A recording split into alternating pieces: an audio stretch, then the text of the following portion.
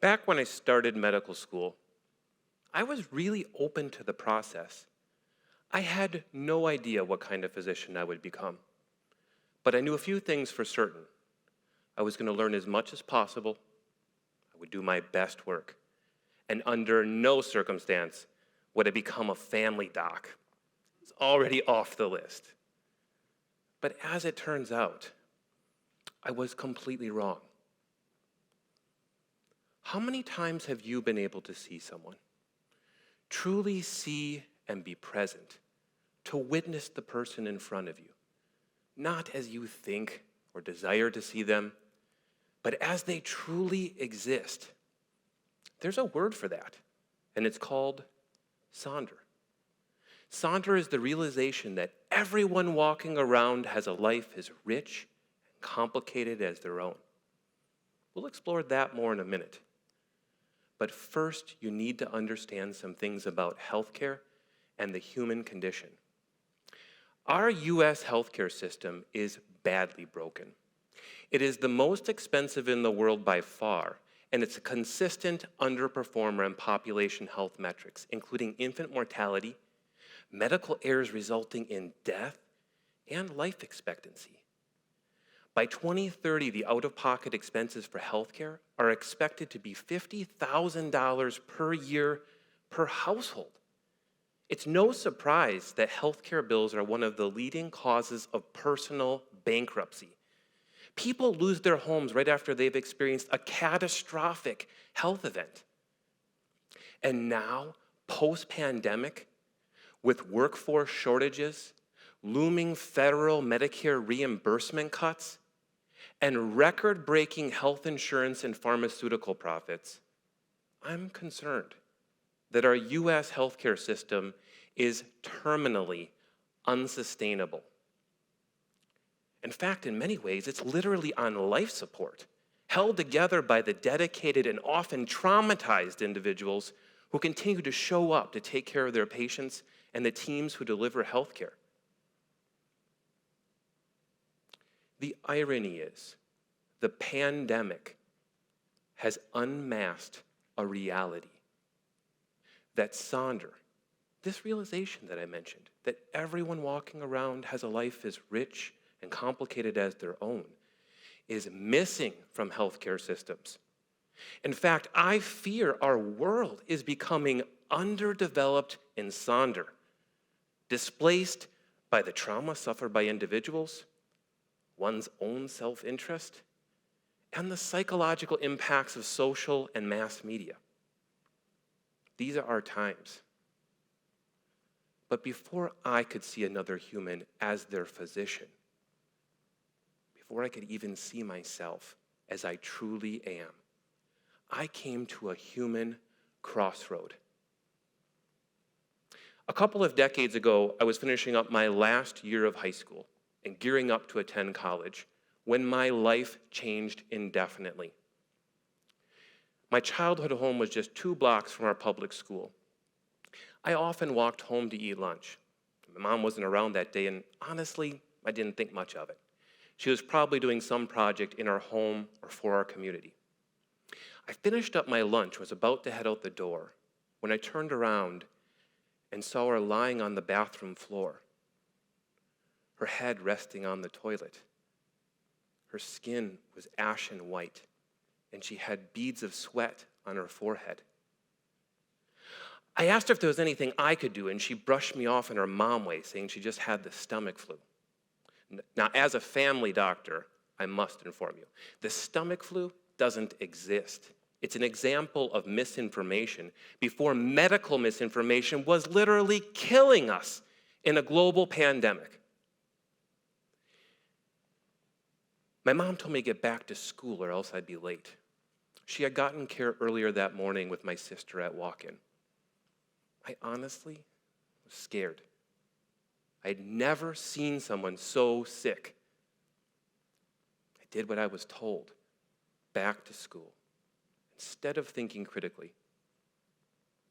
After my mom spent hours on the bathroom floor, my older sister, a straight-shooting nurse, was not about to take any more of her deflections. She used the human skills she had and said, Get in the fucking car. And off to the hospital they went, again. My mom suffered a massive heart attack, a clinical diagnosis that is easily missed in 50 to 60-year-old women. She was rushed to surgery, and we each got a chance to say goodbye as she was rolled to the operating room. I was not prepared for the experience that would come next. The wrath of witnessing yourself in the face of a human error causing harm. What in the hell had my inaction done? She was in the ICU on life support for 2 days and miraculously survived after losing 70% of her heart function. Her life became permanently limited. And just a few months later, I was graduating school and headed to college. My mom was not strong enough for the drop-off. So she gave me a huge hug in the driveway. And what she did next is Sonder. She looked me directly in the eyes and she said, "Zach, it's time to go and do your best. I will never be the reason to hold you back." She could see in me what I was not yet able to see in myself.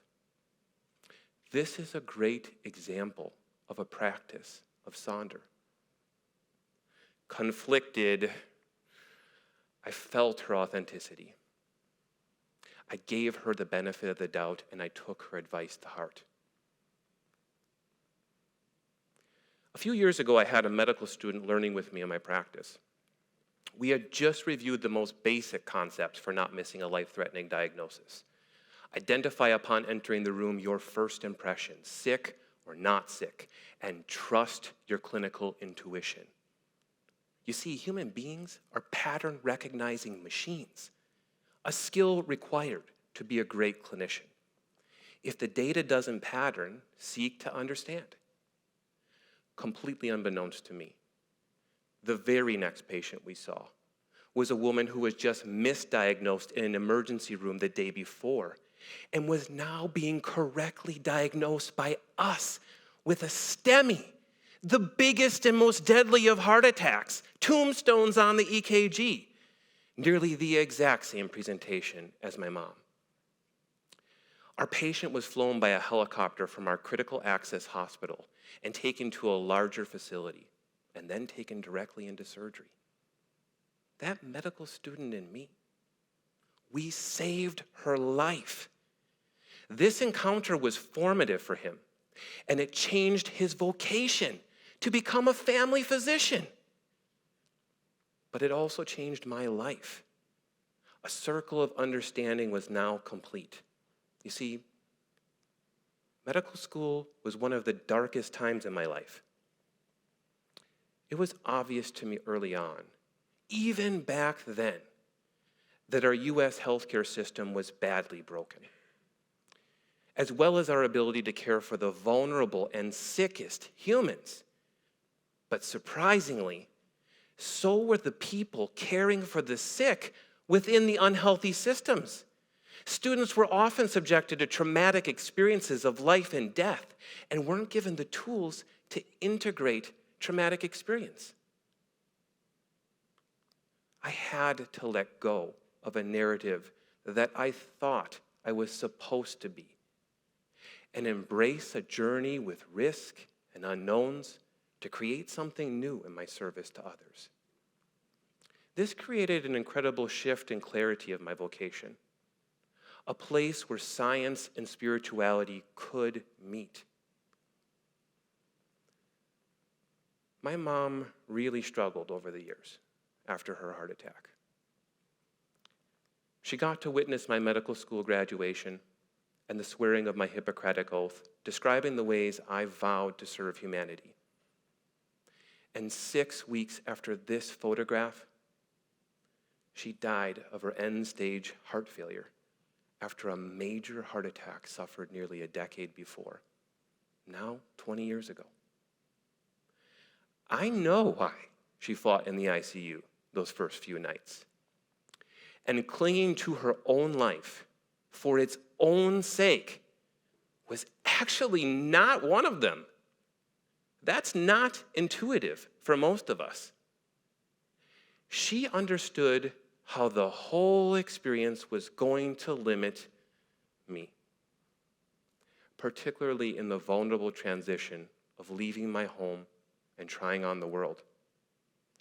She understood well that I was not prepared to have the center of my universe shifted in that moment.